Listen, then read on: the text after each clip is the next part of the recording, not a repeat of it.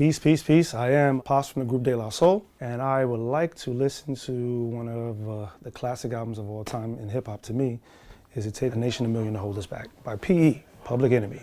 That particular album is just the soundscape, what samples they choose to use, very similar to 3 Feet High and Rising in the sense of how we chose to layer so much into one record. And it could be almost like 15 samples in the first 1 minute of the song, and then it would leave to maybe like just 4 in the next. It wasn't, say, like their first album where, you know, I'm just a fan and I'm hearing it introduced to me via the radio. Now that I was on as De La Soul, I could hear stuff before it came out. So we were signed to Rush Management, Russell Simmons, and we were on the same management as P.E. So just hearing it before it came out and what was about to come out totally blew your mind. And what I loved about music like that is that even before it came out, it almost creatively scared you on like, what am I doing? I need to be doing something better, you know?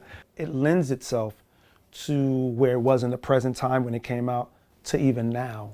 Because there's always a reason for you to see injustice being applied to a certain person or people from the beginning of time to the end. So there's always a reason to implement this album into your listening for a person who's being oppressed to figure out how to get through it. That balance between where Chuck was and where Flavor was, it was needed and it was so cohesive and naturally given to you. You know, it's like taking medicine with cherry flavor. You know, Flavor is the cherry flavor. He's the flavoring to this message that you needed to hear.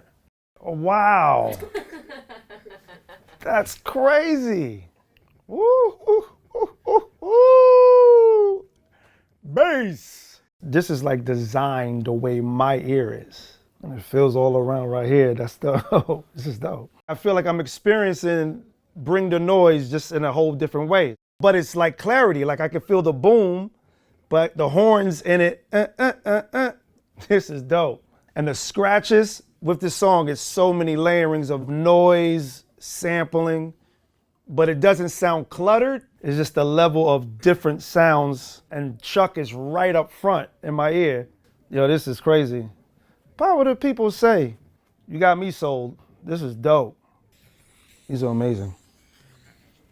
It's absolutely amazing. You're listening to a record that you've loved all your life, but you're finding something new about it through the way it's being presented to you, you know, from a sound standpoint. And that's really, really dope, you know. This alone is like a remastering unit that's allowing you to listen to everything, you know, in a new way. It's bigger than what you realize it is. And I think to, like you said, turn around and when it gets to the consumer, and then all this magic shrinks and is kind of missed. And I love the way this allows all of it to be heard and felt. Public Enemy are heroes of mine. Not only what they put into music, but they kind of walk what they say. So they're about community and really showing it, opposed to like it's not a facade at all. And I love that about their music and them as people.